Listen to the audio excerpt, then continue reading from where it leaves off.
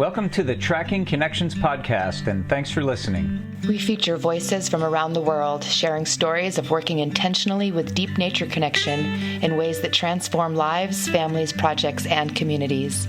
I'm Sarah. I'm Aiden. And I'm John. And we are your hosts from Living Connection First. Hi, everybody. This is Aiden. Hey, everyone. Sarah here. Today, John is going to talk to us about the 512 Project videos. Yeah, the 512 Project has a bit of a history. It was done with a lot of intention and a lot of people putting in a lot of love. I would say that the foundation of it started in 1979 when I was researching at Rutgers, and I was doing comparative kind of anthropology, sociology type research around cultural practices from hunter-gatherer nomadic people mostly, but I also looked into my Polish ancestry, my Irish ancestry. And, I was looking for these universal practices and trying to figure out, especially what did the hunter-gatherer nomadic people have in common, and could we learn something from that about helping people to connect more with themselves, with nature, with one another.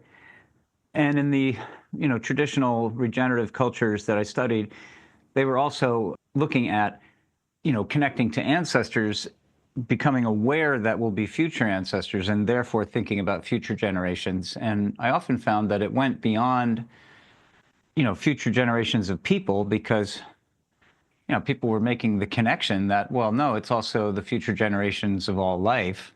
We depend on them, and our future generation, humans will also depend on it. So there was this kind of keen awareness of these different dimensions that supported connection. And I was looking for social norms, social agreements, things that people all accepted as normal that became sort of culture-wide or society-wide that supported connection, essentially. And I originally had tabulated 36 of them that we could use at events. But as our model grew to being based on 8 directional archetypes, we went to 64.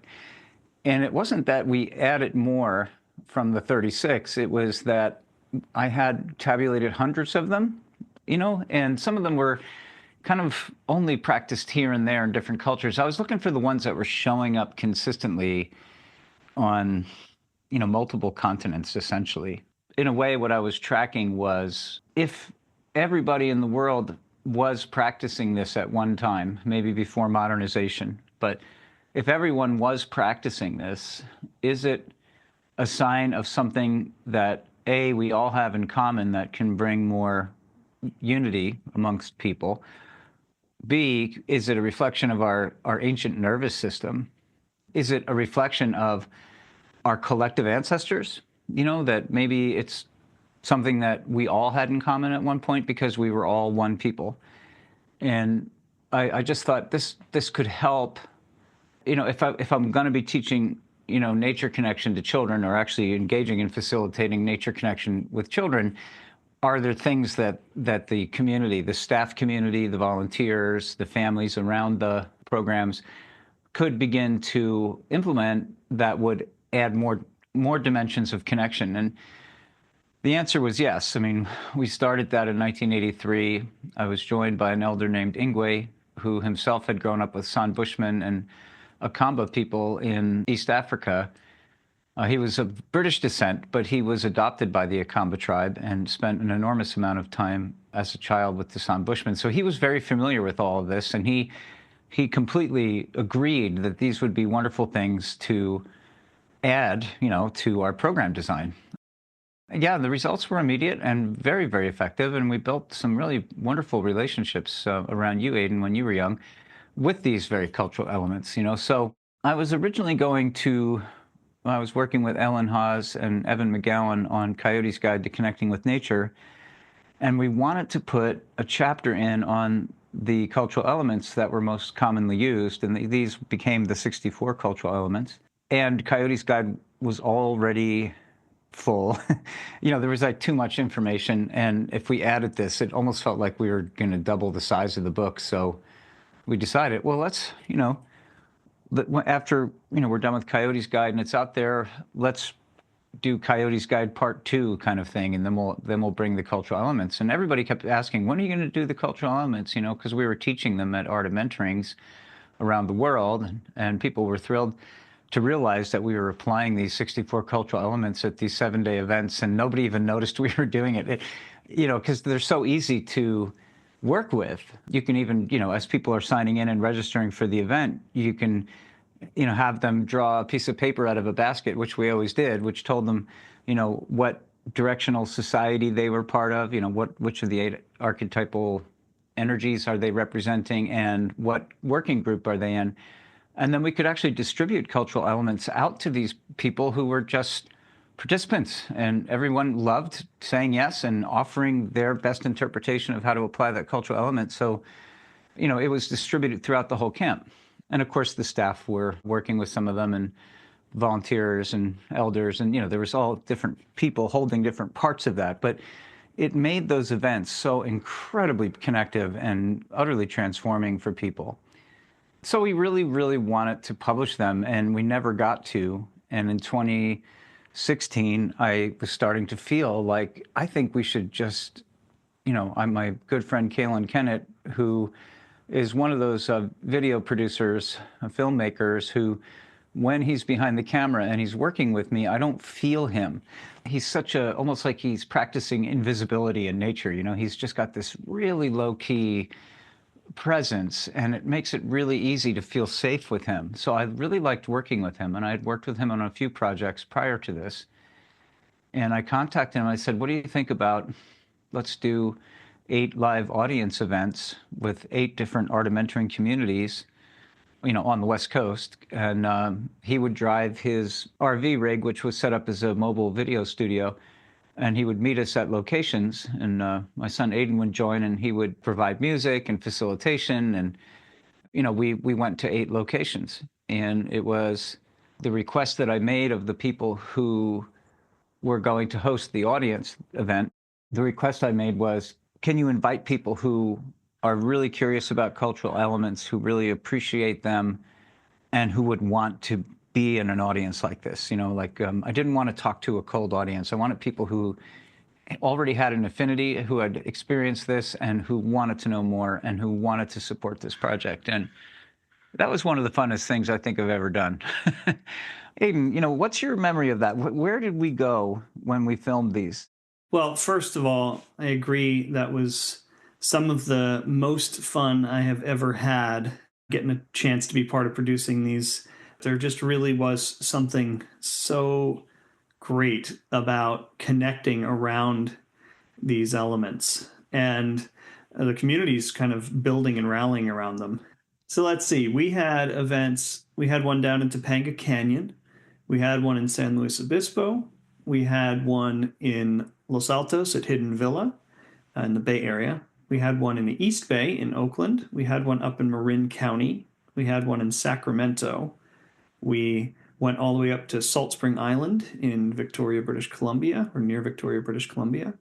And then we lastly had an event at Wilderness Awareness School in Western Washington.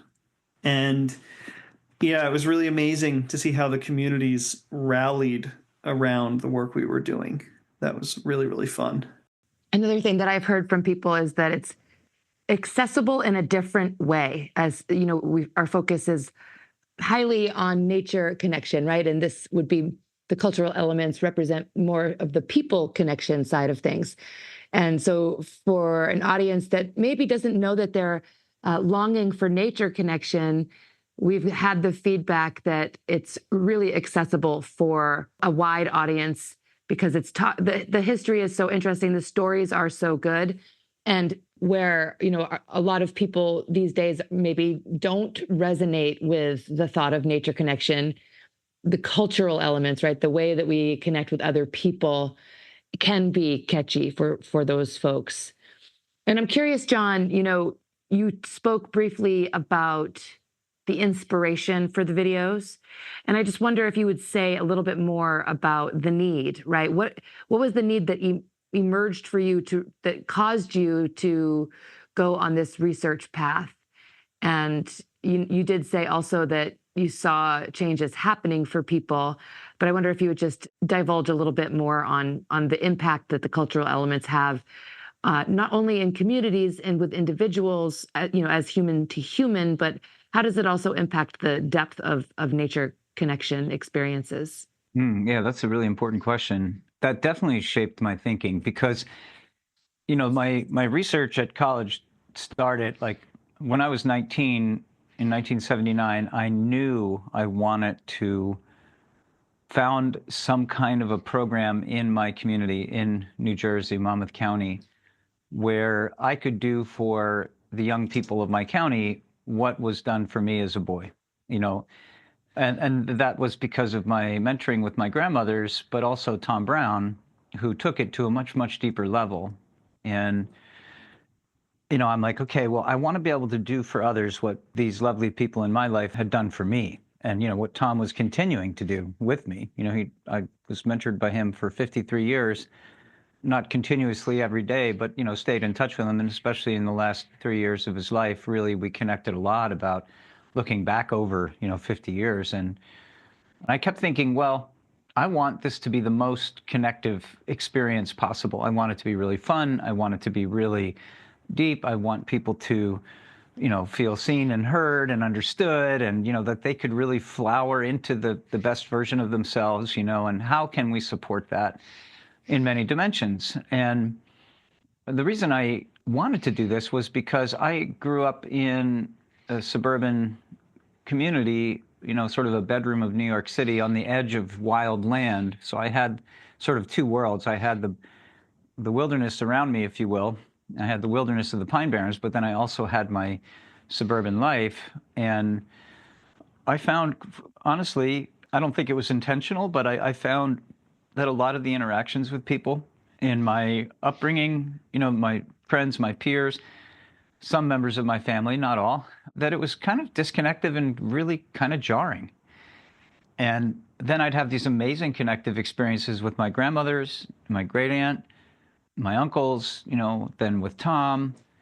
And then I'd go back to the sort of everybody else, and I would have this jarring, disconnective, it almost felt abusive kind of experience. And I noticed that all the people who grew up with Tom around me, who received his mentoring as well, all developed a keen intrinsic desire to take care of the earth. Like they all did. Like it wasn't like an ideology. It was like coming from their heart. And I certainly felt that way. And then I noticed that the people who didn't grow up with Tom, they didn't have that care for the natural world. Even some of the naturalists at the park system that I worked with, they were, they were knowledgeable, but they didn't connect with the children very well when we were doing programs. And they also strangely didn't stop the maintenance department from mowing down the stuff that the butterflies were depending on, and I was like, why aren't they seeing this? Why isn't this important to them? I didn't have seniority and I was too young to have influence, but I complained about it. And they just kind of shrugged their shoulders, like, oh, there's nothing we can do about it, and I'm like, yes, there is. So I was like, okay, so it seems to me that this connection piece is really important. And people don't know that they don't know about it. And that's kind of what I was seeing. So I'm like, okay, well, we're going to have to weave this connection stuff in and around our program activities and, work on things like the very first video in the series is greeting customs. It's like, okay, the very first thing we do when people arrive is that we greet them. And if we greet them well, they're going to feel already the connection is already forming because we were very present and we greeted them well. And then, another one of them is like, hey, let's help them wipe off some road dust. They had a rough day at school. Let's kind of shake that off, have a little fun, kind of get them present in the now. Gratitude is one of them, so we started to weave these together as part of our program routines, and it had an immediate and powerful effect on the people present. So I realized that, wow, I used to think of it as like a box of Legos. If you put all the Legos into, I don't know if you remember back in the day, like refrigerators used to come in cardboard boxes, and washing machines came in cardboard boxes. So you have to picture this very large cardboard box, and just throwing all your Legos in that box. then the only Legos you're ever going to play with are the ones on the top, right? You're never going to pour that whole big box out. You're not going to reach down in and try to find a Lego. So you're just going to sort of limit your creativity and your ability to improvise with your Legos because of the way they're stored, essentially. And I started to think about these cultural elements the same way. There's cultural elements that are designed for beginners and for children, and I put them archetypally together. So greeting customs is in that first ring. So ring one was sort of dedicated for beginning people who are new to this, and children. And then ring two was for those slightly older children who were more adventurous and sort of self-motivated. And that also represented the mid-morning time of day, so it's not quite the beginning of the day. It's a little bit into the morning when things are moving. So that would be ring two. And then we did 8 rings. So like if you look at the 8th ring, you're now working with elders, the spiritual advisors of the culture, the very, very elderly who are close to becoming ancestors, who are contributing this massive love and wisdom. But it's also the people who have been around, the nature connection journey for so long that they've developed, kind of mastery in certain areas of it. So you could see it would be better to organize the Legos onto 8 shelves, right? So you could access them. But then I was like, okay, well, now we need 8 categories going across the shelves that are consistent on each shelf. So we had one collection which was for people who are experiencing nature connection for the first time. And then we have a batch of stuff that's for the adventurous nature connection people who already have their understanding of hazards down and they know how to get around without getting lost. And then there's a section of the shelf for the people who are really focused on a skill or a technique. And then there was one for the people who are more into kind of the relaxation mode, the just sort of deep recreation or deep, connection and healing. And, that was the 4th category. And then across the shelves, you go across, there's 8, right? So that's where the 64 comes from.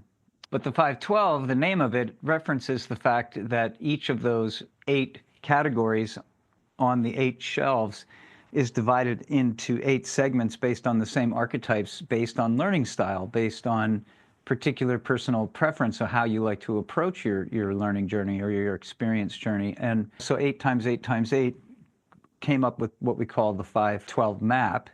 So now the Legos are all mapped out. And you're like, oh, I'm working with really advanced people. I'm going to pull the Legos from this shelf over here, the 7th shelf up.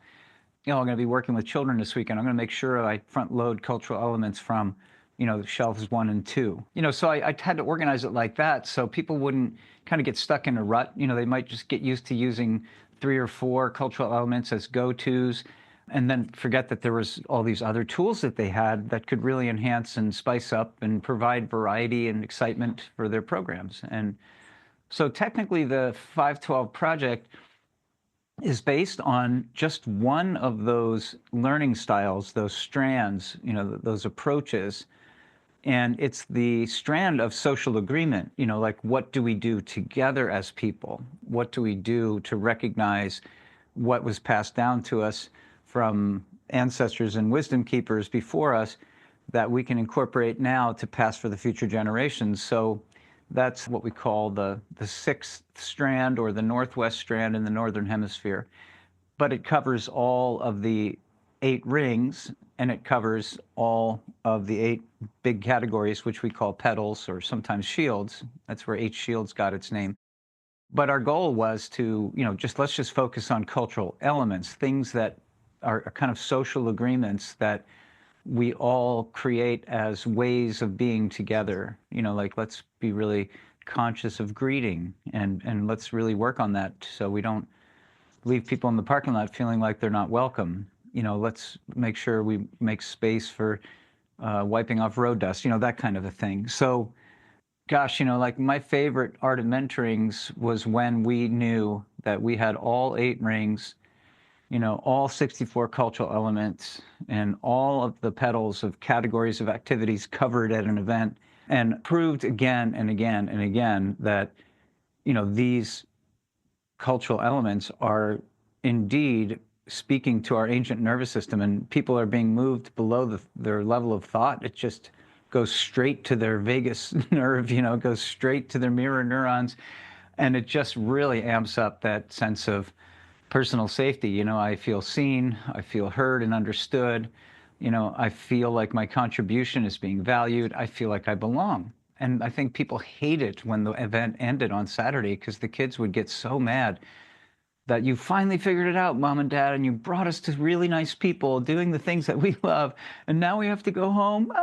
you know, so, we over 40 years proved again and again that these cultural elements are highly applicable, almost, yeah, I pretty much would say in almost any situation, and that they can really enhance, people's experience of any kind of an event, like whether it's a wedding or a potluck or a workshop. People build these into their families. I know people who built it into their organizations. As managers, they began to run their departments based on, several of these cultural elements. And all of a sudden they were noticed by the people in management saying, wow, your productivity of your team has gone way up and job satisfaction is really high. And I don't know what you're doing, but can you do this for the rest of the company? So that kind of reputation started happening as well. So, ancient tools, but highly applicable in modern times. Yeah, I would say that's one of the things I appreciate the most about the 512 videos is that it is very natural on so many levels. When you listen to the videos, the concepts just resonate, right? Because like you're expressing, John, they came from the research of, natural culture based on nature, culture that evolved over thousands, well, millennia, right? Hundreds of thousands of years. And so there's a simplicity in it, and there's an awareness, that we tune into very naturally. And when we hear about the cultural elements, and then also the way that they are presented in story, right, which is a very natural way of learning. Instead of just hearing, greeting customs are good, we should welcome people. To have it illustrated in a story really brings us into the felt sense experience of what does it really mean to feel welcomed, right, and to greet people in an authentic way. Yeah, well said. When I was creating these videos, I wanted to follow a template. I wanted to share how, for instance, does the San Bushman culture use this cultural element. So I chose 64 cultural elements that I saw and experienced the San Bushman using. And I hadn't yet, when I was doing my research in the late 70s and early 80s, I hadn't been to the Kalahari, but I got to read a lot about them through different anthropologists and also through reading the works of Lawrence Vanderpost and other authors who spent huge amounts of time there. But then I was blessed with Ingway's company, from 1983 on. And every time I mentioned a cultural element, he would tell me how he experienced them using it. Then in 2010, I started to visit the San Bushmen and was really delighted to see that they were still doing this, right? So I had a long time, many years of learning about how these cultural elements were being utilized in traditional cultural settings. And then I would say, here's the principle that makes this particular practice work for connecting. And so I would lift that up and out of that Bushman-specific application and then say, here's how you can apply it in modern times. In fact, here's how it's being used in the airline industry. And these are the results. Here, how it works very well in hospitality. So I try to give a modern example so people can relate to it. And it's funny, Sarah, you always remind me of this, that my sister never really related much, right? She was saying at a family event, I never really, relate so much with the nature thing you guys do, but I love the 512 videos. I can understand those, Kim, was not, we spent time with Tom. She got to, know Tom, and our families were friends. So she, we did have adventures, but she didn't go on a deep, mentoring journey with Tom the way I did. But she really relates to the people connection stuff because she's great with people, and she loves people, and she loves hosting, and she loves being part of events and things like that, and has, as part of her career was in public relations. So she really could very much relate to these cultural elements, and that says a lot, I think. So, John, you described the kind of rings, right, of the 64 cultural elements.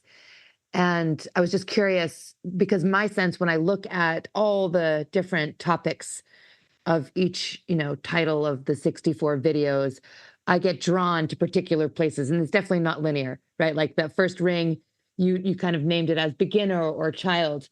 Is there, room for that flexibility of going toward where I'm called, and maybe I'm an elder, right? And I've got a lot of cultural elements under my belt and a lot of experience with people. Those simpler concepts or elements in that first ring, I believe, it circles back, right? Where it's maybe we do know how to greet, but maybe we can take it even further.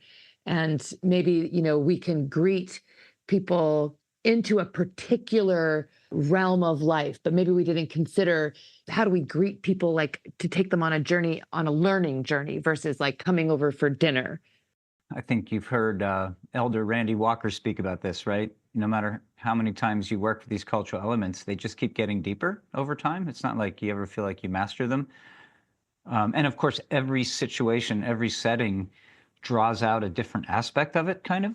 So I think, greeting someone who's coming over for dinner is really different than greeting someone who, for instance, is like, I'm here at this tracking program because I really want to learn wildlife tracking and I want to go on this journey to become a wildlife tracker. We want to see that person's passion. We want to see their vision for themselves, the mission that they're on. And we want to welcome them to the program and recognize that we really see them. We really lift up that feeling that they have, and we want to help them. We're on your team. We've got your back. We want to help you on this journey. Stick with you as long as it takes. Yeah, it's a very different application of the greeting custom, right? But every situation calls for a different application. Yeah, thank you. And if you were to recommend a place to start, is that possible for you? And if it's not, then you can just skip that question. Well, I think you were kind of hitting on it when you said, well, maybe I'm in the elder stage of my life, and what do I want to look at on these 64 cultural elements? And maybe it is good to work right from ring one and just kind of experience it. Like, in a way, the way I think about ring one is, since all the children experience this, that means everybody in the culture has it embodied. By the time they're elders, they're remembering back to when their grandmothers treated them this way, or their grandfather treated them that way, and how it made them feel. And they become the best welcomers of all. So even though I kind of look at ring one, ring two, ring three as the things that are ubiquitous that everybody would need within the culture to experience, for that culture to have cohesion and unity. And as you go deeper and deeper, and you're up to ring 6, 7, 8, you're starting to be in the realm that is the kinds of things that the elders facilitated. So I would think maybe look at it from what stage of life are you at, or what stage of life or stage of experience are you working with? Are you working with freshmen at the college? So then you would want to look at ring one, right? Or, are you going to be working with little kids? Again, you'd look at ring one and ring two first. But I think that they all, because they were sort of everywhere within the cultures, they were like the air that people breathe, that they may not even know they're doing it. I remember when I was interviewing some of the San Bushman elders and I asked them why they did this or that, they would say to me, oh, because, we want to make sure everyone feels welcome. They would say instead, this is what my grandmother did with me. They've been in it and swimming in it, and they're unconsciously competent in it. So they're not thinking about how it solves a problem because they don't have the problem, because they're using the cultural element. So it's really interesting to have that experience and then come back to modern people and realize that of the 64 cultural elements, most of them are not exhibited. And when they are, they're sort of not done with a lot of competence, embodied competence, so they don't go over well. Like, people will say hi to you, but it doesn't feel authentic. And, so it's interesting because it's more like these are tools to help us repair our culture. But we first have to kind of know what it could be like, and then realize what's missing, and then have the passion to want to play with these things, experiment with them, and see what we can put back that fits in the context that we're in. So I would say watch them all. Of course, I'm going to say that. But it's sort of like, what did you say, Aiden? It's like 64 episodes of Seinfeld. It'll take you a while, but they're all worth watching. And we have found, like, we did a Kickstarter back, when we were just wrapping up the filming. And the only people who actually viewed the cultural elements videos were the Kickstarter participants up until, recently. And when we looked at the analytics of how people were interacting with these videos, we noticed that people were watching them like dozens of times. They weren't just watching all of the videos. They were watching some of them over and over and over again. Well, I found that fascinating. It's like, okay, so there's something to learn. You watch it once, it might inspire you. You watch it again, you hear something you didn't hear the first time. And that's what I'm hearing from people. It's like, no, I keep watching it. I keep watching it. Or because we also have the audio only track. If people want to just, listen to it like a podcast, they can do that too. But yeah, I think this stuff has value. And I think it's like you have to soak in it a little bit to kind of see how you relate to it and to get ideas about how you might want to work with it. I would say, trust your intuition. Like Sarah said, she looks at the chart and your finger goes to different ones. So we'll put that chart, by the way, below in the show notes so you can see the chart of the 64 titles. And that feels kind of like a fun reminiscence for me. And I hope that more people get to experience these videos, because we didn't create them to put them on a shelf, right? We created them so that they could help people. And we're only just now beginning to release them and distribute them some. So I think, Aiden, you have some ideas about that. Yeah, we're going to include the audio from Greeting Customs, which is one of the Ring 1 videos from the 512 Project, at the end of this episode, so you all get a chance to listen to that. And we're also going to share a YouTube link of the same video, so you can watch the video if you're interested, and you can also share that with friends and family. And we also have some exciting stuff coming up in 2025 around ways that we can all listen to the videos and practice these cultural elements together as a community. So stay tuned for that. We'll be sharing more about that in 2025. Great. Well, I really appreciate the opportunity to go back down this memory lane and relive, so much goodness from the actual filming and all the years of working with them. And really appreciate you, Aiden, and you, Sarah, for giving me an opportunity to tell this story. And thanks for listening. Thanks, everyone. Right on. Okay, so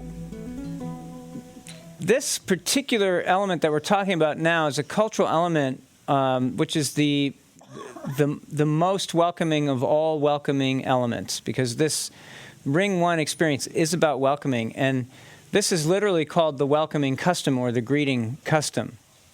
So if you think about modern times, I grew up in a place where a greeting custom was, don't say anything. Even if someone says hello to you, you can grunt and kind of give a quick nod, or not do anything if you choose, and that's okay too, right? So that was New Jersey, and that's kind of the greeting style. And hey, what's up? Or how you doing? And how you doing, basically, you never actually answer that question. That's not the point. And if you actually answer someone when they say how you doing, they're going to just look at you like there's something really wrong with you. So some of you might know that greeting custom, which is the non-greeting. But I will say that a greeting custom is such an important piece. When I'm with the San people, they're going to take a long time greeting you. So if I see them in the morning, they want every single person in their group to hold hands with and shake hands with every single person in the group that I'm with.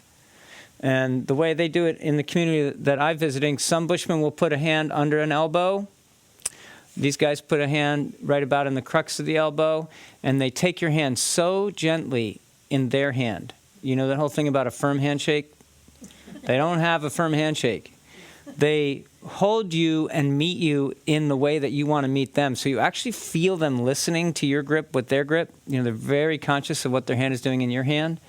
And they hold it, and then they look at you, and they smile with their eyes, and they smile with their face, and they talk to you for a while in their language, and you don't understand anything they're saying.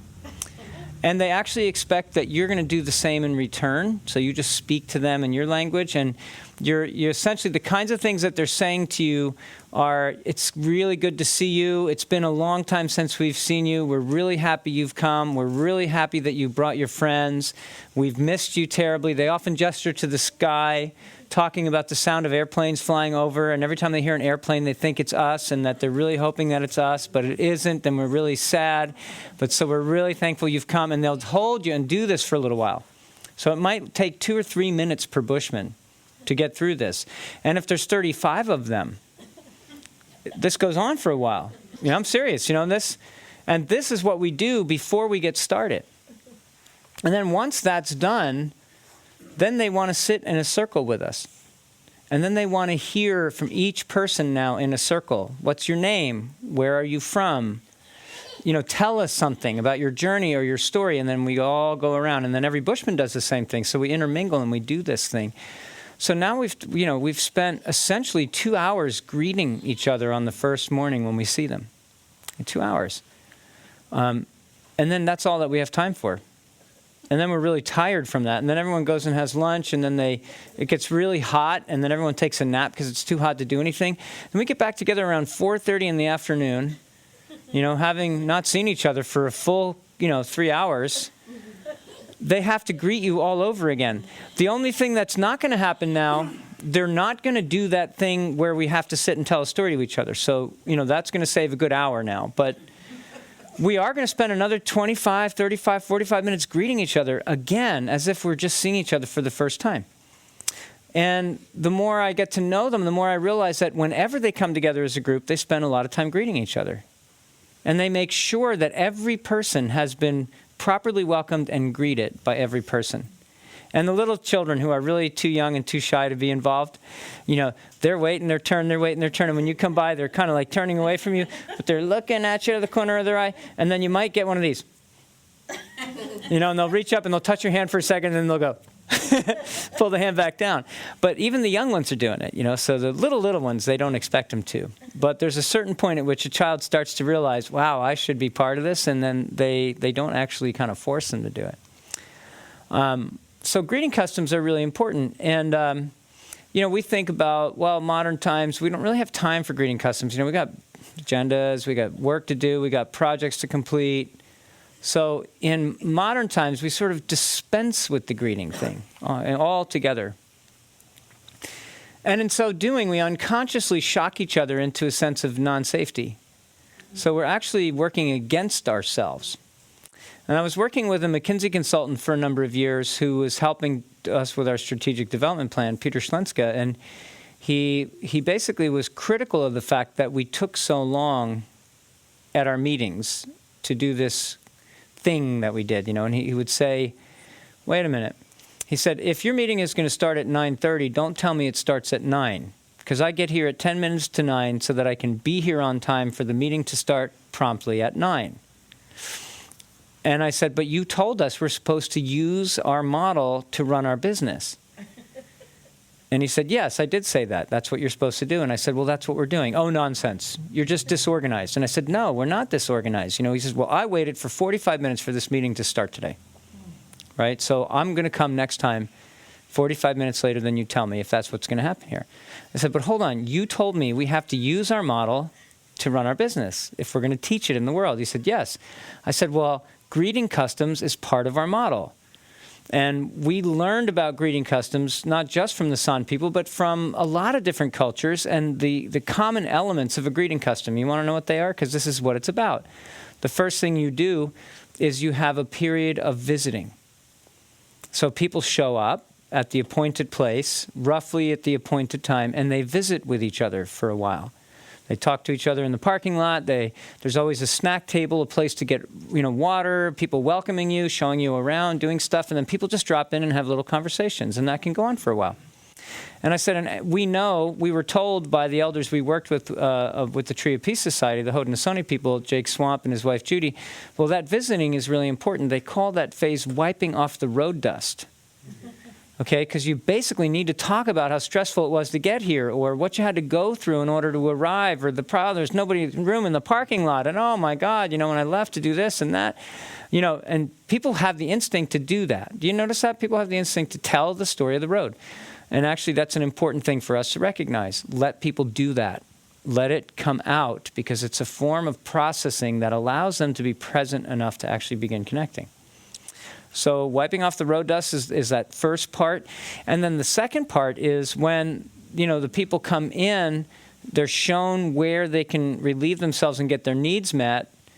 That's another level of safety, because if no one sort of shows you where the door is to enter the place, or there's no signs telling you stuff, and you find yourself walking around looking for things and opening doors. Oh, I'm sorry, wrong door.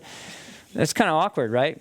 It doesn't build safety. So think about what does build safety. It's like when there's parking lot people who are like, hey, park right here. This is where we're all parking. And where'd you come from? And hey, good to see you. They're sort of moving the greeting custom along, right? Then they're saying, hey, just go up there. You see where that red sign is? When you get that sign, just turn to the right and you'll see the door. That's where everybody is. Just go right in. Doesn't that help you? This is called the art of hosting, right? Or hospitality. You learn that if you go to school for hospitality, but it's not that common that people actually think that this matters. And it happens for weddings, or it happens for special events. But really, we're neurologically hardwired for it to happen multiple times a day, no matter what the transition is. Our body wants it, right? So the next thing that happens is you get together in that group. There's a felt sense, and somebody who's paying attention to, the social structures that are present knows when it's time to actually start. And a formal beginning of the actual start might be 45 minutes later, it might be 35 minutes later. It depends on people's needs, ultimately. You can't say start it at 9:20, because what if people aren't feeling ready to connect at 9:20? It's really the job of the greeters to make sure it gets to that place where it settles to a certain feeling, at which point it begins. And it always begins with some kind of greeting custom that fits into that slot.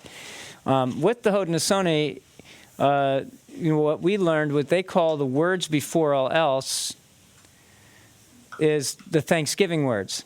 So at the beginning of our gathering, the words are shared in a formal way and everything is acknowledged.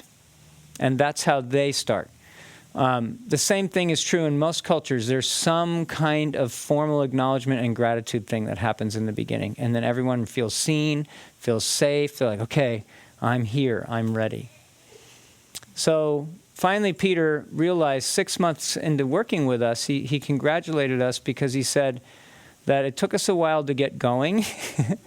And he now realizes that the time we take, if it's a half hour, if it's 45 minutes, to get settled and to really get connected before we start, actually empowers the creativity of our team at a very high level. And he said that we compared to some of the highest management teams that he'd worked with globally in the way that we got things done, because we all felt safe, because we all felt heard, we all opened up and became our best.